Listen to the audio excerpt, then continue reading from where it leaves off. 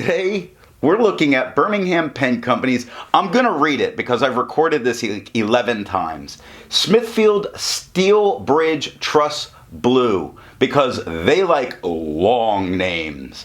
Now that's a blue ink. I'm an ink guy. I test inks. I share the results with you. To make sure I have a range of experience with this ink, I do the writing samples. I put the ink into a different pen per day. I then put it into a Pierre Cardin President with a medium nib to take my notes for this video. Now before we get to the writing samples, let's look at the sciencey bits.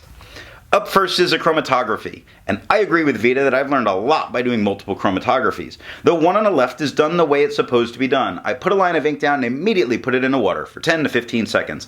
And this pushes right up. Very light blue, it gets darker as it moves up. Shows this is a good primary blue. If you're an ink mixer, this could be a good one to use. The one on the right, I let dry for 10 minutes before I dunk it into water. And we really do see that blue seeps in and holds on to the filter paper very quickly with only 10 minutes. Shows a little bit of resistance here. Resistance tests are done to see how this ink can be expected to perform on the page, and more importantly, how hard it might be to clean from your pens. Now, I let the smear dry for 3 days before testing it. Words today. Oh my goodness, I'm sorry.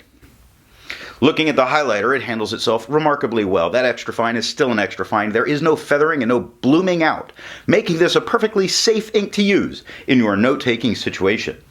Water is reactivating and lifting all of those darkest tones. However, we're seeing a lot of the blue left behind and it doesn't seem to be budging. The same happens with pen flush.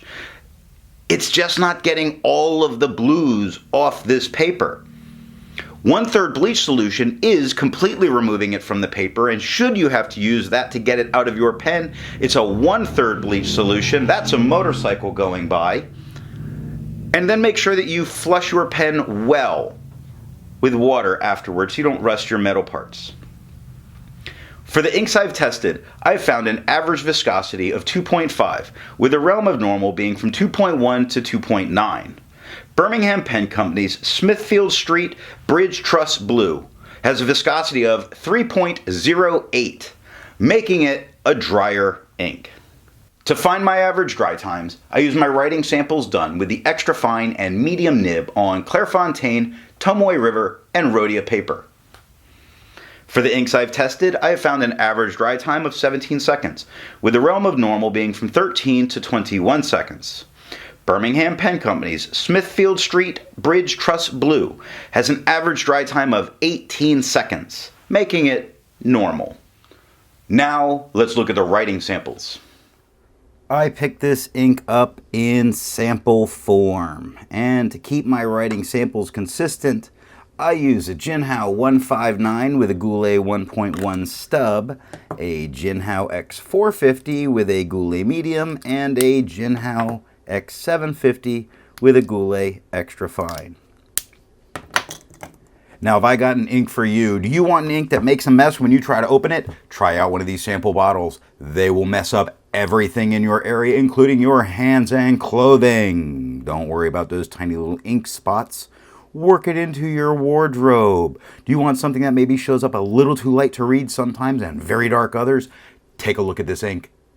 It's going to be amazing for you. Yeah, it makes a mess. I don't particularly care for this ink. I'm going to go ahead and leave it like that. I'm going to move on. Let's take a look at the Clairefontaine. We get no bleeding, no ghosting. Those spots are at the scrubby where I put it on stupid thick.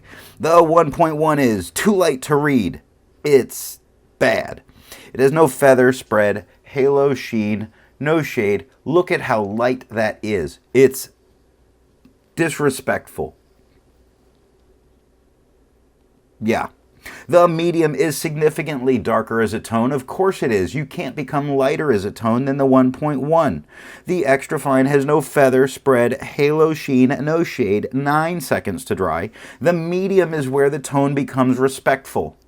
It's the first point that you go, okay, yeah, this is a nice blue. Other than that, The medium has no feather, spread, halo, sheen, no shade, 17 seconds to dry. The scrubby for both show no color variation. We didn't get any. In the smear test, you can't recover it. Tomoe River. No bleeding. Oh, look, let's put some white paper behind it. Look, there's almost no ghosting. This blue is so light, it barely ghosts on Tomoe River. Now, you're going to have to trust me because I know you can't see that 1.1 writing because it's so uselessly light. I am sorry. I know for the bad things I say about these sample bottles and the things I'm saying on this ink, I'm going to get my butt kicked if I go anywhere near them. The 1.1 has no feather, spread, halo, sheen, no shade. It is too light to be usable. Disrespectful. The extra fine is a significantly darker tone. It has to be. It can't get lighter without being invisible. The extra fine has no feather, spread, halo, sheen, no shade, 16 seconds to dry. The medium is a significantly darker tone. It's the beginning of it becoming a respectful color. It has no feather, spread, halo, sheen, no shade, 31 seconds to dry. That's great if you have a time machine. So you can go back in time and write the letter for the 9 weeks it's going to take for this thing to dry. And with the way it looks, why would you? The scrubby for both show no color variation because it has none. And the smear test, no, you don't get to recover it. Not because of the ink, though. That's because of Tomoe River. That's the paper's fault. Rhodia paper. No bleeding, no ghosting. The 1.1 is disrespectfully light with no feather, spread, halo, sheen, no shade. The extra fine is darker than the 1.1, still very light. It has no feather, spread, halo, sheen, no shade, 12 seconds to dry. The medium is the beginning of a respectful tone blue with no feather, spread, halo, sheen, no shade, 20 seconds to dry. The scrubby for both show no color variation because it has none. And the smear test, no, you can't recover it. Because unless there's a lot of ink being put down, it is too light. Lavender paper. No bleeding, no ghosting. It couldn't ghost if it wanted to. The 1.1, yeah, there's writing up there. There is. There's writing there. It looks like a blue highlighter, okay? It's so light it looks like a blue highlighter.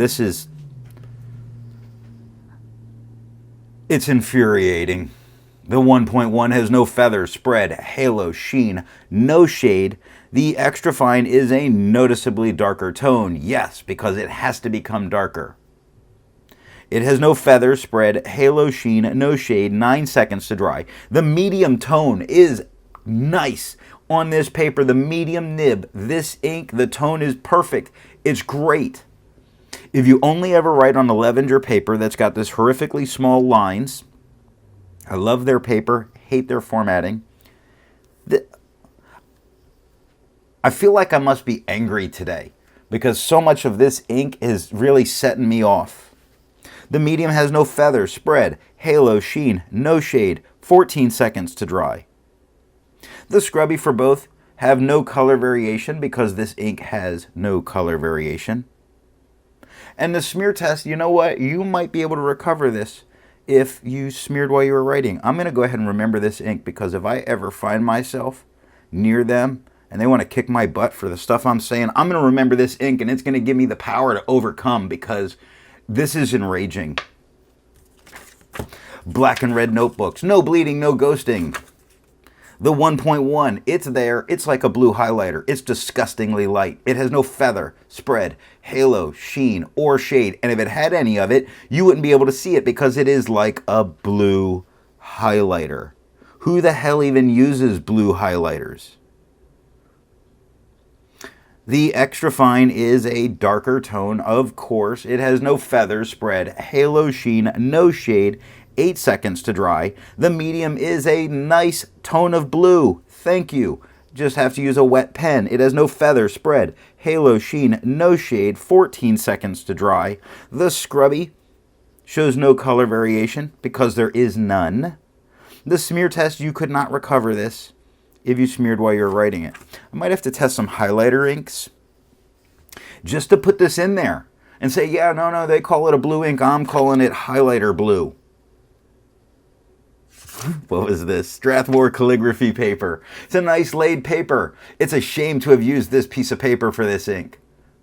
But it has no bleeding and no ghosting. The blue highlighter at the top, that is this ink, has no feather, spread, halo, sheen, no shade. And if it had it, you wouldn't be able to see it because it is too darn light. The extra fine is a much darker tone than the highlighter at the top. It has no feather, spread, halo, sheen, no shade, 7 seconds to dry.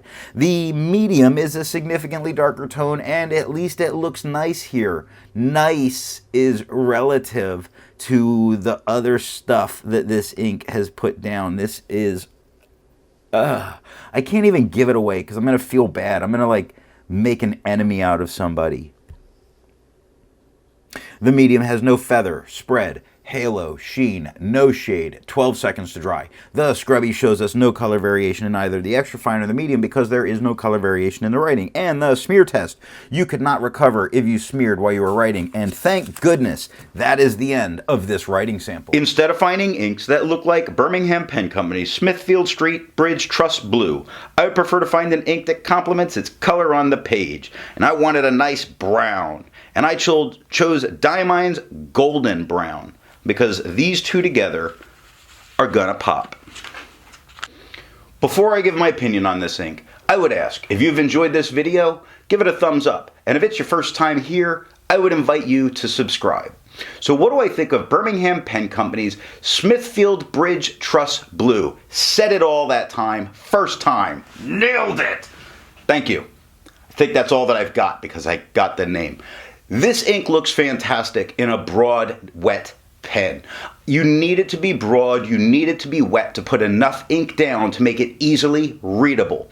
When it's too fine or dry a pen, the ink becomes too light to comfortably read through a page of writing.